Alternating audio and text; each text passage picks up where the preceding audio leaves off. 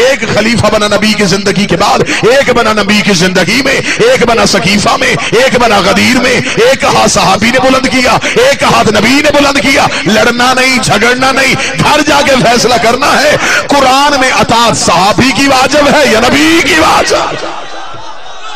یا علی علیہ السلام مدد۔ میں ہوں آپ کا اپنا دوست اینڈ ہوسٹ ایس کے۔ آج کی جو ہماری ویڈیو ہے وہ ہے آصف رضا علوی ریپلائی ٹو اورنگزیب فاروقی۔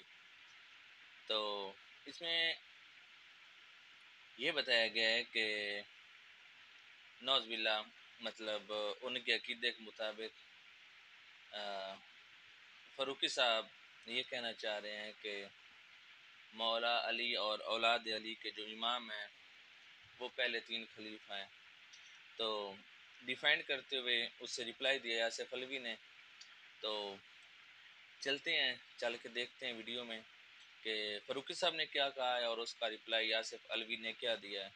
تو اگر آپ ہمارے چینل پہ نئے ہیں تو کینڈی ہمارے چینل کو سبسکرائب کر لیں اور بیل آئیکن کو پریس کر دیں تاکہ اسی طرح کی عزاداری کے ریلیٹڈ اور فقہ جعفری پہ اٹھائے جانے والے سوالات کے جواب کے ریلیٹڈ ویڈیوز آپ کو بر وقت پہنچتی رہیں۔ تو چلتے ہیں ویڈیو کی طرف۔ ابو بکر کی امامت کا منکر مسلمان نہیں ہو سکتا، نہیں ہو سکتا، نہیں ہو سکتا۔ کیوں بھائی کیوں؟ اچھا، ویسے آصف رضا علوی سے پہلے مجھے سمجھ نہیں آتی کہ کلمہ خلفائے راشدین کا ہے مطلب بقول ان کے، یا کلمہ ہمارے رسول کا ہے۔ ویسے کافر تو وہ ہوگا جو رسول کا انکار کرے۔ تو مجھے ان کے عقیدے کی سمجھ نہیں آتی کہ یہ کہنا کیا چاہتے ہیں کہ جو فلاں فلاں فلاں۔ ویسے میں آپ کو بتاتا چلوں کہ یہ ویڈیو کسی بھی مطلب کسی کو ٹھیس پہنچانے یا کسی کو ہٹ کرنے کے لیے نہیں ہے، جیسے یہ انفارمیٹیو پرپز اور اس کے ساتھ ساتھ اسلامی پرپز پہ نہیں ہو سکتا، اس لیے یہ تو عمر کا امام ہے، بابا کے عثمان کا امام ہے، اور سن مجھ سے چیلنج دے کے کہہ رہو، رب کی قسم کھا کے کہہ رہو، یہ علی کا امام ہے۔ اور یہ کس کا امام ہے؟ علی کا امام ہے۔ کون علی؟ جو خون رسول میں سے ہے، جو اہل بیت میں سے ہے، جس کا بچپن، جوانی اور پوری زندگی اطاعت رسول میں گزری، جس نے ایک لمحہ کے لیے بھی نعوذ باللہ من ذالک کا شرک یا کسی بت کی پوجا یا مطلب کسی قسم کا چھوٹا بڑا گناہ نہیں کیا۔ اس علی کو کیا کہا جا رہا ہے کہ وہ ریت بنا رہے ان کی، کہ جنہوں نے مطلب جوانی میں یا بڑھاپے میں اسلام قبول کیا۔ میں منکر نہیں کسی کا، لیکن یہ سراسر زیادتی ہے۔ اصحاب رسول کا اپنا مقام اور ان کی اپنی جگہ ہے، اور آل رسول کا اپنا مقام اور ان کی اپنی جگہ ہے۔ ہمیں خاص کر کے آل رسول کو ان لوگوں کے میں کہوں گا کہ ان کے ساتھ کمپٹیشن نہیں کرنا چاہیے کہ جنہوں نے بعد میں اسلام قبول کیا، جن کی آدھی سے زیادہ زندگی کسی اور دین یا کسی اور مذہب پہ گزری، اور پاک رسول کے اعلان نبوت کے بعد انہوں نے اسلام قبول کیا اور مسلمان ہوئے۔ اصحاب رسول بہت بڑا درجہ ہے، لیکن یہ سراسر زیادتی ہے کہ ہم کہیں کہ اہل بیت رسول ان کے مطلب سیدھی سی بات ہے کہ ان کے غلاموں میں شمار کیا جا رہا ہے۔ اونچا اونچا، یہ امام علی کا امام ہے، یہ امام حسین کا امام ہے، یہ امام حسن کا امام ہے، یہ امام مسجد نبوی کا متحفظ امام ہے۔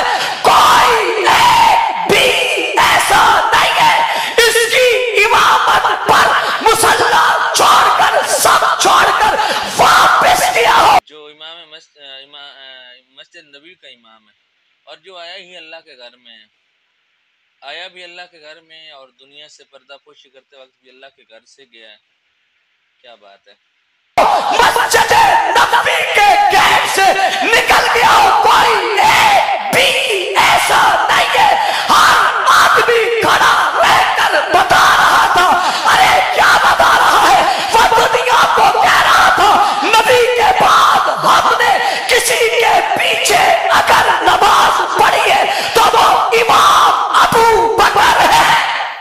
کردار کی بنیاد پہ کرتے ہیں۔ یہ وحد مذہب ہے جو خود سے نہیں بنا۔ جی یہ تھے مولانا اورنگزیب فاروقی صاحب، اور انہوں نے اپنا عقیدہ بیان کیا اور آپ اس کو ریپلائی دے رہے ہیں، ان کو جواب دے رہے ہیں قبلہ علامہ آصف رضالوی۔ تو دیکھتے ہیں کہ یہ کیسے ڈیفائن کرتے ہیں اپنے ائمہ کو اور اپنے فقہ کو، اپنے مذہب کو۔ تو چلتے ہیں آصف رضالوی کی طرف۔ یہ مذہب غدیر سے چلا، بڑی آسان سی گفتگو کروں گا، 2 + 2 4 والا حساب کر دیتے ہیں۔ رسول کے جانے کے بعد 2 نظریات امت مسلمہ میں قائم ہوئے، ایک خلافت کا نظریہ، ایک امامت کا نظریہ۔ ہم نظریہ امامت کے ماننے والے، کسی کے مذہب پہ تنقید نہیں کرنی، مجلسوں کا مقصد گالی دینا نہیں ہوتا، تبلیغ حسینیت ہوتا۔ لہذا ممبر کی پوری ذمہ داری کو احسن طریقے سے انجام دیتے ہوئے میں غیر شیعہ حضرات سے مکمل توجہ کا طالب ہوں۔ اگر وہ توجہ فرمائیں گے تو میری شرط ہے ان کے مذہب کو ٹھیس نہیں ہوگی، ان کے عقیدے کا قبلہ۔ اور جتنے میرے شیعہ سنی صاحبان اگر میری ویڈیو دیکھ رہے ہیں تو چاہیے بھی ایسا ہی کرنا چاہیے۔ ہمیں کوئی حق نہیں کہ ہم کسی کے مقدسات کی سرعام یوں دیکھو۔ عقیدہ اور یہ عقیدہ ڈیفرنٹ ہو سکتا ہے، ہر بندے کا اپنا اپنا عقیدہ ہے۔ ہم ائمہ اہل بیت کے ماننے والے ہیں اور ہمیں بالکل بھی ایسی گفتگو یا ایسا ٹاپک یا کوئی بھی ایسی ایکٹیویٹی نہیں کرنی چاہیے جس سے پاکستان کی فضا خراب ہو یا جس سے مذہب شیعہ خیر البریہ کو نشانہ بنایا جائے۔ تو کیا بات ہے، علامہ آصف رضالوی بہت اچھی گفتگو کر رہے ہیں۔ ٹھیک کیا جائے، کسی کو برا کہہ کے اپنا آپ نہیں منوانا۔ دلائل میں آپ کے سامنے رکھ دوں گا جو ہماری ذمہ داری ہے۔ رسول نے بھی علی کی ولایت پہنچائی تھی، اللہ کا حکم تھا بلغ، تو صرف پہنچا، کیونکہ دین میں جبر کوئی۔ رسول کے جانے کے بعد 2 نظریات چلے، خلافت کا، ایک امامت کا۔ خلافت والے اور امامت والے اور، توجہ میری طرف رکھیے گا۔ خلافت والے کون اور امامت والے کون، میں لفظ تبدیل کر دوں۔ نبی کے جانے کے بعد مسلمانوں میں 2 نظریے، ایک سقیفہ کا نظریہ ہے، غدیر کا نظریہ۔ اب فیصلہ آپ نے کرنا ہے کہ آپ کو کون سا اسلام چاہیے، کہ آپ کون سے اسلام کے پیروکار ہیں، کس اسلام کے آپ ماننے والے ہیں، اور کس اسلام کو آپ چاہتے ہیں۔ کہ آپ دیکھیں، میں بار بار یہ لفظ کہہ رہا ہوں، وارث پیغمبر ہونے کے لیے تخت ضروری نہیں، کردار ضروری ہے۔ خلافت الہیہ کے لیے بادشاہ ہونا ضروری نہیں، اللہ کی خلافت کے لیے بادشاہ ہونے کی شرط ہی نہیں۔ خدا کہتا ہے میں نے پہلی خلافت آدم کو دی تھی، اور خدا نے آدم کو نہ تخت دیا نہ حضرت آدم کو تاج دیا۔ میرے مالک آپ نے حضرت آدم کو زمین پہ پہلا خلیفہ بنایا، اسے زمین کا بادشاہ بنا کے بھیجئے، اسے تخت دے کے بھیجئے، اسے تاج دے کے بھیجئے، اسے لشکر دیجئے، اسے اقتدار دیجئے۔ عجب نہیں کہ آواز پروردگار آئے، اگر میں آدم کو تخت، تاج، لشکر دے دیتا تو پھر سنت الہیہ ہو جاتی، جس کے پاس تخت ہوتا وہ میرا خلیفہ بن جاتا، جس کے پاس تاج ہوتا وہ میرا خلیفہ ہو جاتا، پھر تو خلافت الہیہ کا معیار ہی بدل جاتا۔ خدا نے کہا میں نے آدم کو تخت نہیں دیا، میں نے آدم کو تاج نہیں دیا، لیکن میں نے آدم کے ایک امتیاز رکھا ہے۔ میرے مالک وہ کون سا؟ فرمایا آدم کو فرشتوں نے سجدہ کیا ہے، آدم کو فرشتوں نے سجدہ کیا ہے۔ بس اسی معیار کو پرکھتے چلے جانا، قیامت تک یہ نہ دیکھنا تخت کس کے پاس ہے، تاج کس کے پاس ہے، یہ دیکھنا فرشتہ کس کے دروازے پہ آ رہا۔ یہ نہیں دیکھنا کہ تخت والے کون، یہ نہیں دیکھنا کہ تاج والے کون، یہ دیکھنا ہے کہ فرشتہ کس دروازے پہ نوکری کے لیے۔ متوجہ صاحبان، ایک سلسلہ خلافت کا، ایک سلسلہ امامت کا۔ اور پہلے خلافت والوں سے بڑی محبت کے ساتھ اتحاد بین المسلمین کو پیش نظر رکھتے ہوئے پوچھتے ہیں کہ آپ کے پاس جو نظریہ خلافت ہے یہ آپ نے کہاں سے لیا؟ کسی بھی چیز کی گہرائی دیکھیں گے تو حقیقت کا پتہ چلے، جسے بیک گراؤنڈ کہتے ہیں، اس کے پس منظر میں جائیں، اس کے پیچھے جائیں۔ جب ہم نے خلافت والوں سے پوچھا تو انہوں نے کہا جی اصل میں یہ ہے کہ رسول جاتے ہوئے کسی کا اعلان نہیں کر کے گئے تھے۔ ٹھیک ہے، بڑی محبت سے سنیے۔ پھر کیا ہوا؟ انہوں نے کہا جی رسول کے جانے کے بعد مہاجرین اور انصار پریشان تھے، इसी परेशानी के हाल में सकीफा बनी सादा में मुसलमानों का इज्तिमा हो गया। महाजरीन चाहते थे कि नबी का वारिस हम में से, अंसार चाहते थे कि नबी का वारिस हम में से। आपस में दस्तों गिरेबान हो रहे थे। एक सहाबी रसूल उठे, उन्होंने दूसरे सहाबी का हाथ पकड़ के बुलंद किया। बुलंद करने के बाद कहा, ये बादज रसूल बुजुर्ग भी हैं, मोतबर भी हैं, रिश्तेदारी पैगंबर भी हैं, लिहाजा मैं भी इसकी बैत करता हूं, तुम भी इसकी बैत करो। लिहाजा मुसलमानों के इजमा ने उनके हाथ पे बैत की, तो यहां से सिलसिला खिलाफत शुरू हो गया। ठीक हो गया। इब्ने खलदून से लेकर शिबली नुमानी तक जिसने भी खिलाफत लिखी, उसने यही नस दी, यही दिया कि बादज रसूल इजमाए उम्मत के साथ पहला खलीफा चुना गया। अब आओ इमामत वालों से पूछते हैं कि तुमने जो अली को इमाम बनाया, तुम्हारे पास दलील क्या? अब जो दलील उन्होंने दी है वो दलील पढ़ दे। उनका दलील क्या? अब ध्यान आपने सिर्फ उस दरवाजे पे नहीं देना, जिस इल्म के दरवाजे की मैं जिक्र कर रहा हूं, आपने उस पर ध्यान करना।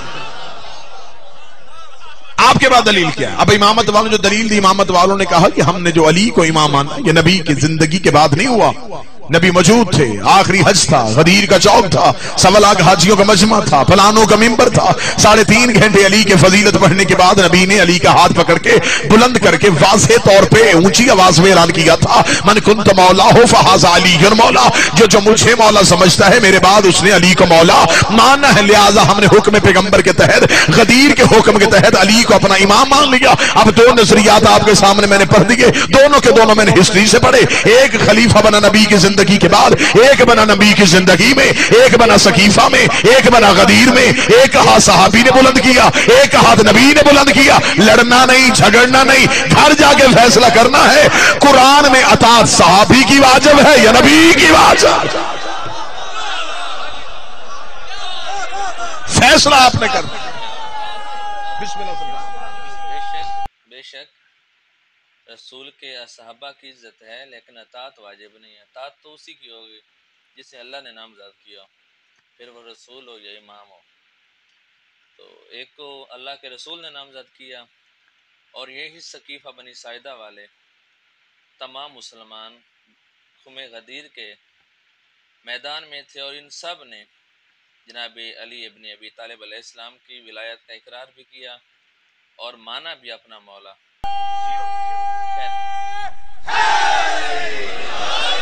फैसला आपने कर कि आपको कौन सा, किसका आपने कायल होना। एक वो जिसको सकीफा में चुना गया, या वो जिसको गदीर में चुना गया।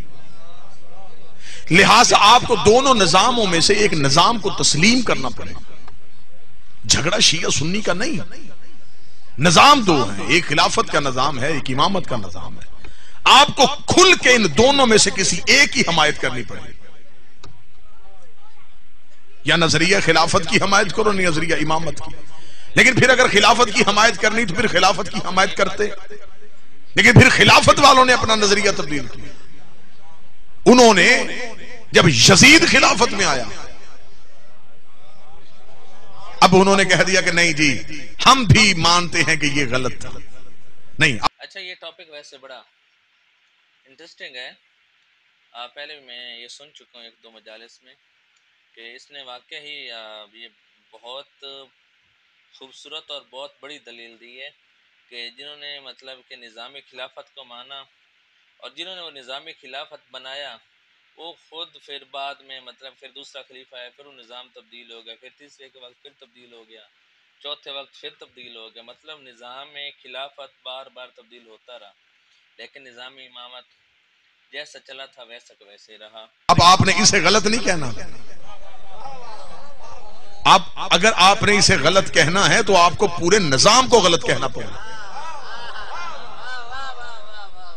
अगर यजीद को गलत कहना तो सिर्फ यजीद अकेला गलत नहीं है। हमारे कई मुसलमान भाई यजीद का दिफा करते हैं और उसे बेकायदा लाउड स्पीकर में बाकायदा यूट्यूब पे आके काफ़ी बिल्कुल सरेआम कहते हैं कि यजीद गलत कैसे हो सकता है, जिससे कि वक़्त खलीफा ने असहाबी रसूल ने हज़रत अमीर माविया ने खुद मतलब नामज़द किया, तो असहाबी रसूल किसी ऐसे शख्स का इंतखाब कैसे कर सकता है जो गलत हो।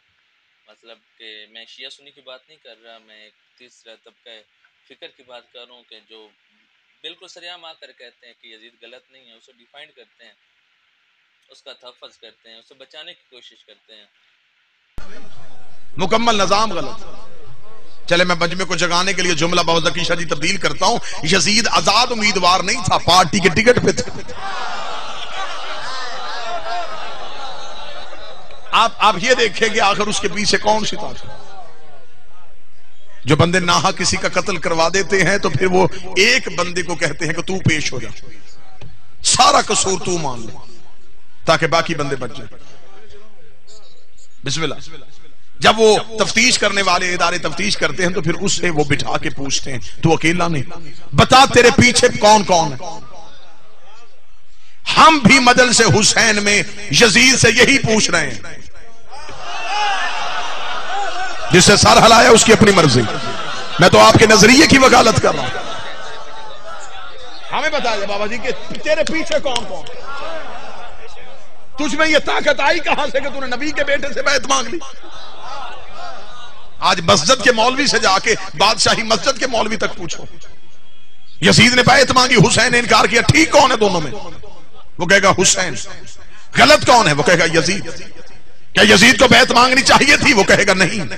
اس کا مطلب کہ آپ مان گئے کہ جو معصوم سے بیعت مانگے وہ غلط ہوتا ہے؟ نہیں ویسے ہاتھ اٹھانی تائید کے لیے جیسے مجھے چاہیے تھا۔ پھر میں بات کھول کے کر دیتا ہوں، جب یزید نے ولید سے کہا تھا کہ مجھے حسین سے بیعت چاہیے تو حسین مولا کا جملہ آج بھی تاریخ کے ماتھے میں جھومر بن کے چمک رہا ہے۔ حسین کا ولید لکھ دے، مجھ جیسا تجھ جیسے کی بیعت نہیں کرتا، مجھ جیسا تجھ جیسے کی بیعت نہیں کرتا۔ حسین مالی کا اب اتنا کہہ دیتے کہ حسین یزید کی بیعت نہیں کرتا۔ حسین نے کہا اگر میں حسین کہہ کے بتاتا تو پھر قیامت تک دنیا یہی لکھ دیتی کہ صرف حسین نے یزید کی بیعت نہیں کی تھی۔ میں نے کہا جو بھی مجھ جیسا ہوگا وہ اس جیسے کی بیعت نہیں کرے گا۔ حسین نے کہا میں تیری بیعت کروں تو کروں کیسے؟ انا حسین ابن علی، میں علی کا بیٹا ہوں، جب میرا باپ اس جیسے کی نہیں کرتا میں اس جیسے کی کیسے؟ یہ ہے نظریہ امام،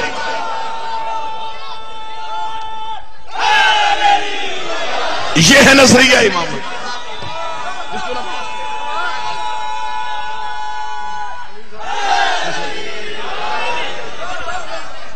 مکمل مجلس پڑھیں گے، مکمل مجلس پڑھیں گے۔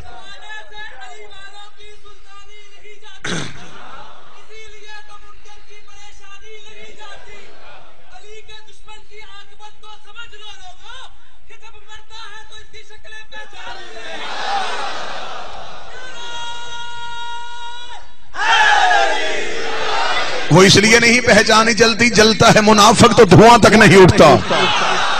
ہم آگ لگاتے ہیں کسی اور طرح سے۔ نظریہ امامت کی حمایت کرو، صرف حسین صحیح نہیں، حسین صحیح کہنے کے لیے کئی غلط کہنے پڑتے، صرف حسین کو ٹھیک نہیں کہنا پڑے گا، حسین صحیح کہنے کے لیے کئی غلط کہنے پڑے گا۔ صرف حسین صحیح نہیں، پورا نظام صحیح، اور صرف یزید غلط نہیں، پورا نظام غلط ہے۔ اس کا مطلب یزید نے بیعت مانگی، مطالبہ بیعت خلافت کی طرف سے غلط تھا۔ اس کا مطلب جو بھی جس بھی دور کی حجت سے بیعت مانگے وہ غلط ہے۔ آج سارے مانتے ہیں کہ نہیں ٹھیک ہے جی ہم مانتے ہیں۔ کوئی بندہ سوائے علی ولی اللہ پڑھنے والوں کے اپنے مذہب کے اندر رہ کے مجھے یزید کی حکومت کو غلط ثابت کر کے دکھائے۔ میں نے ممبر آل محمد میں دعویٰ کیا اور دعویٰ میں نے پوری ذمہ داری کے ساتھ کیا۔ میں پھر کہتا ہوں سوائے مذہب جعفریہ کے امامت کے ماننے والوں کے علاوہ کوئی بندہ اپنی نظریے میں رہ کے یزید کی حکومت کو غلط ثابت نہیں کر سکتا۔ اگر آپ پریشان ہیں تو میں جملہ تبدیل کروں گا اور یہ جملہ یقیناً آپ قبول کریں گے۔ بہت ذکر یزید پہ لعنت کرنے کے لیے علی ولی اللہ پڑھنا ضروری ہے۔ ولایت کی حصار میں آؤ تو یزید پہ لعنت۔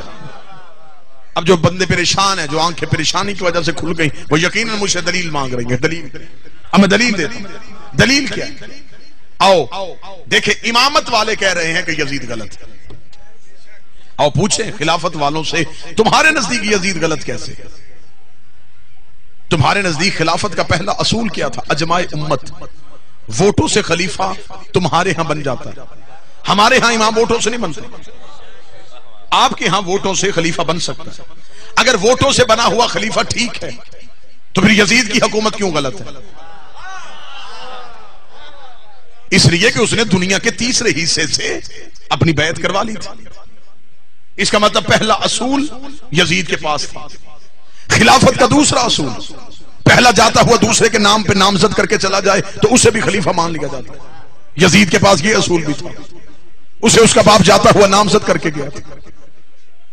خلافت کے پاس تیسرا اصول شورا کمیٹی، 6 بندوں کی کمیٹی مل کے خلیفہ چن لیتی ہے۔ یزید کے پاس یہ اصول بھی تھا، اسے 6 بندوں کی کمیٹی سے نہیں، اس نے 18,000 مفتیوں سے فتویٰ لے لیا تھا۔ تو آج مولوی کس منہ سے کہہ رہا ہے کہ حسین صحیح ہے یزید غلط ہے، حسین صحیح ہے یزید غلط ہے؟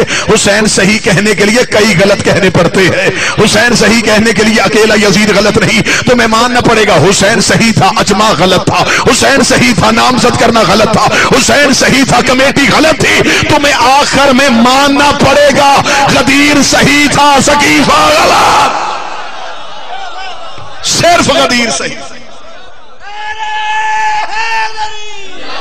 بس غدیر صحیح۔ جی تو دوستو اس ویڈیو کو یہیں پہ وائنڈ اپ کرتے ہیں۔